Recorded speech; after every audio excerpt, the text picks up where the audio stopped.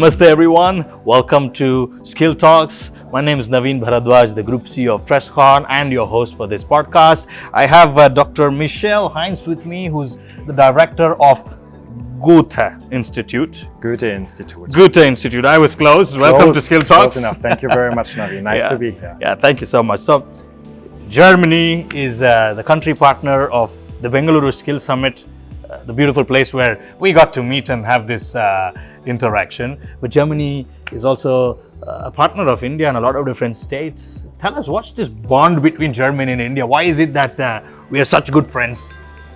Well, I mean, we have a strong bond, have had a strong bond for decades. Our institute, the Goethe-Institut Mueller Bhavan Bangalore alone has been in Karnataka for 65 years. Wow. Next year, we're actually celebrating our 65th anniversary. We are very proud. Congratulations. Of this achievement.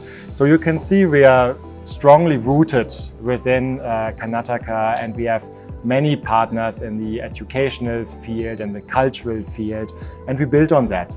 And of course, Germany and India, Germany and Karnataka have had relations for decades as well. And there's a lot of mutual interest, and we as an institute built on that. Nice. 65 years. 65 years. That's a massive lifetime. So it's as far as a lot of our memories can go. So it's great to know that you've been here for such long. Correct. And recently we see a lot of interest also among young people to move to Germany for work, for their studies. And that's why we are so excited to be here at the Bengaluru Skills Summit.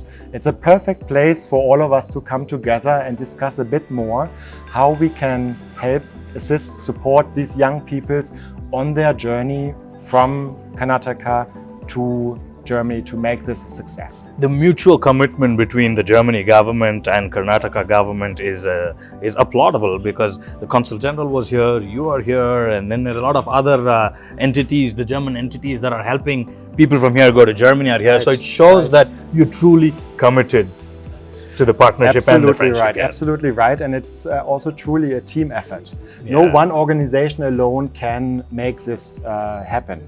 Yes, it takes lots of actors to make this a success. And so we work closely with the German consulate, we work closely with the German Academic Exchange Service, DART, we work closely with GIZ, with Pro Recognition, with the Chamber of Commerce. So there's really a network of people, of stakeholders who help make this a win-win situation for everyone. That's great. So taking people to Germany would involve a lot of different things, and I would say one is, of course, training them this on the skill set and training them on the language piece.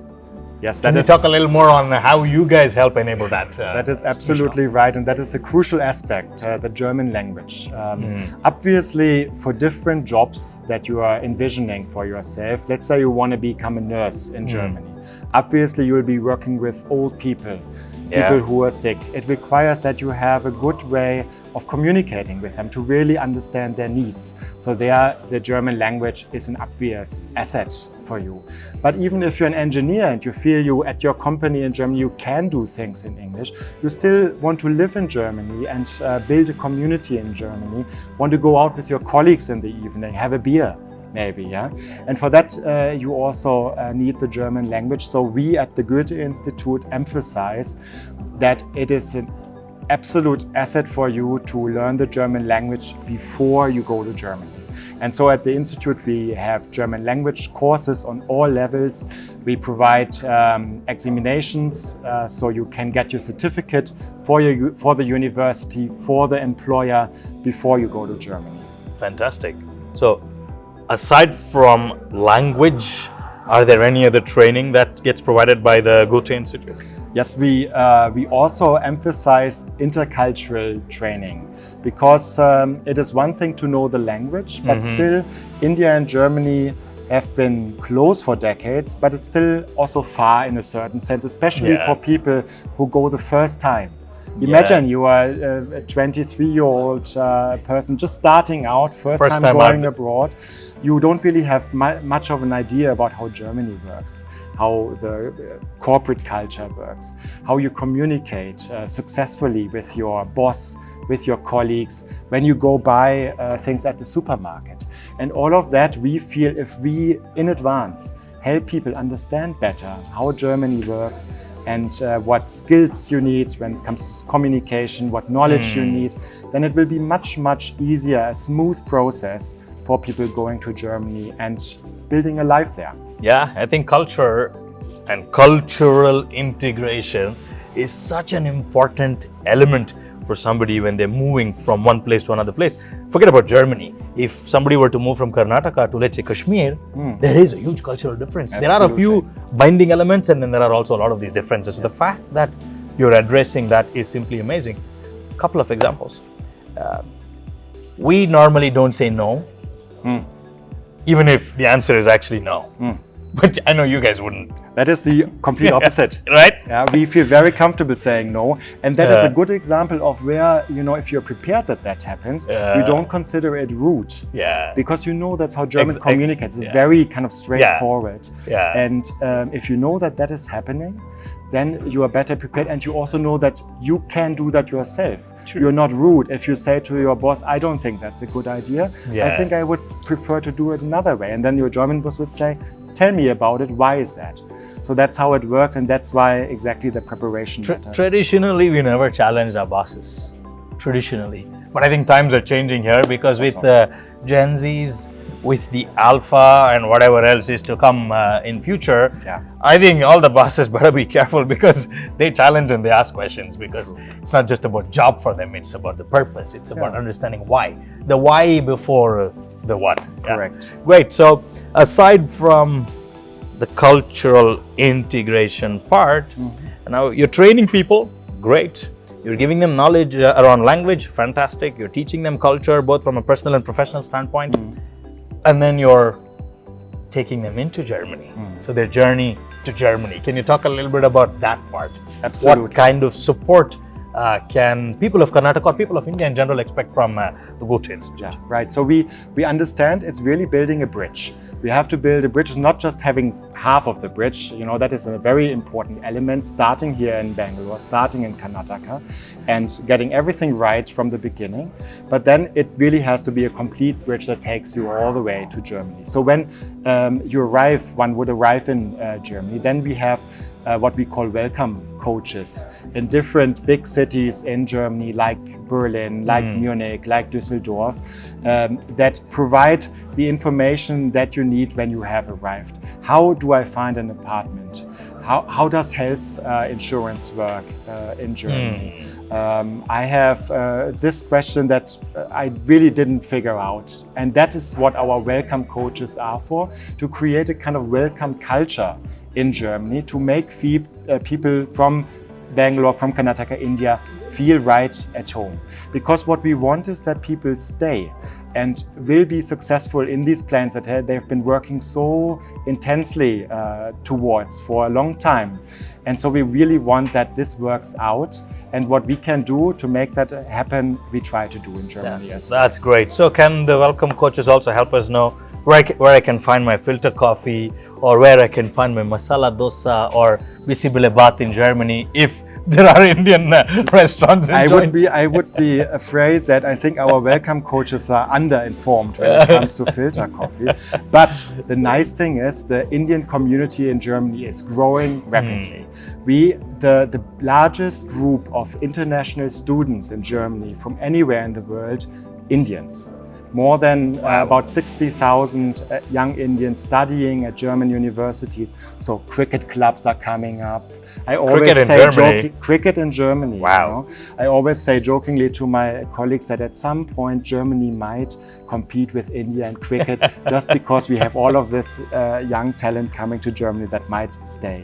But what I'm trying to say is you can of course connect with the Indian community as well, and then you might find your filter coffee, your masala dosa. Have you tried them? See, in Germany, I always avoid having Indian food and Indian food in most non-Indian places. I try to avoid it because now I have the comparison. And when you are here, that's the original. that is where you have the OG, good food. The OG dosas. Really good. Yeah. So here I love to have it. In Germany, I'm always disappointed. It's not quite up to the mark. Yeah. So when I come back from Germany, I'm always like, get me my masala dosa and get me my filter coffee. I've been missing it. Love it, love it. So that's our cultural integration and training you and your taste buds. Absolutely. Have you tried our bisibelebath? Have you tried pongal? Have you tried upma? Pongal I have tried. Yeah, very good. So cooking is an art and a skill, and that's a huge business as well here. Entrepreneurs are being made, millionaires are being made. So hopefully we will take some of those Indian restaurants or chains to Germany as the population grows. Not impose on you our Indian food, but a little bit of. It would be most welcome. What is? Well, so you've been living here for quite a while. 4 years, yes. 4 years. All 4 years in Bengaluru? In Bangalore, yes. What do you like the most about the city? Well, I love that it's so green. I really love that it has these huge parks. It has these beautiful trees. I'm actually a big fan of the treescapes that we have in the city. I do know that it has changed in the last 15, 20 years, and that people who are from Bengaluru say it was different. But to me, coming from the outside, that is what I fell in love with in Bangalore. The huge trees, the beautiful colors of the flowers and all of these things. So that's what I enjoy when I walk through the city and my neighborhood. Nice. We are known as the garden city and the garden capital of India. Of course, we've lost a lot of our parks and trees. Urbanization anywhere is bound to make that, but also preservation and restoration efforts are ongoing. Government is coming up with lots of initiatives. People are coming up with lots of initiatives. Communities, NGOs, everybody is coming together and working together. Do you see similar efforts happening in Germany? And are there opportunities for people from here to go to Germany and try to replicate some of that nature restoration? Our cities are not growing as rapidly as Indian cities are. So I think this growth comes with its own set of challenges, which we don't have to that extent in Germany. But I would say that there is always something to learn from other cities. So, and that's why I love that so many delegations from Germany, so many politicians, in our case also artists, young people come to India. There's a lot of interest in Germany at the moment. In India, in our city here in Bengaluru, and I hope that every visitor that comes takes their own insights back to Germany, and whatever we can learn from this fantastic city of Bengaluru, you know, I hope we take that to us in Germany as well. I love it that you mentioned multiple times Bengaluru. That is the correct way to pronounce the city's name. We are known as Bangalore as well, correct, which is the modern English name that was given to us, but the city is Bengaluru. So the charm, the ecosystem, the people, and everything that it has to offer revolves around that word Bengaluru. Let me test your Kannada skills. How much Kannada do you know now that you've lived for 4 years in our city? Do you have another question for me also? I'll make it easy. Two words in Kannada that you like the most or use the most. Namaskara. Namaskara. Masala dosa is also okay, it's Kannada. Masala dosa is there, yes. See, I would have loved to learn more of the language also. But sadly, the day is so short and Bangalore has so much to offer that it's always a conflict of interest, you know. And we have a lot of cultural events with our partners. So in the evening, do you sit at your desk and, you know, study a book? Or do you go out and meet people and learn more about the culture through interaction with others? And that was the choice I made. That's why I fail a little bit in this Kannada quiz. You didn't fail. You passed. I'll tell you 2 parts. Number 1, excellent response, very well managed. And that's something that we will all need to learn, because more often than not, if we don't know, we go blank. But fantastic response. Number 2, the city of Bengaluru is welcoming people from different parts of India and from different parts of the world. While Kannada is indeed an essential skill, and we would love for our guests, people from different parts of the world that have come here, to learn a little bit of that. Even if they don't, you will see the city learns.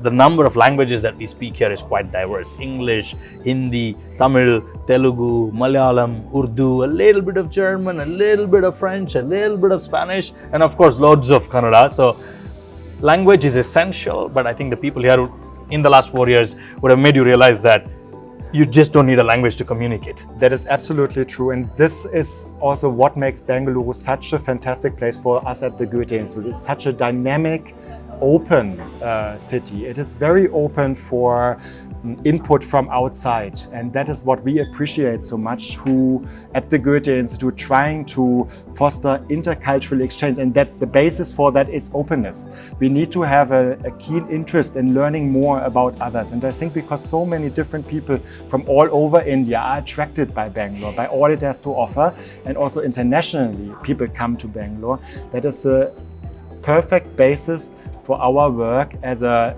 language, a cultural institute, building bridges between India and Germany. And you will notice there's also this replication of similar approach in a lot of other cities of Karnataka, like Mysuru, Hubli, Dharwad, Belagavi, Gulbarga, Mangaluru, Udupi. You see pockets are being developed, which can also cater to the pan-India and the pan-world requirements. And I would love for you all to explore Bengaluru and a lot more. Thank you very much, Michelle, for joining us for this short episode of Skill Talks. Thank you very much.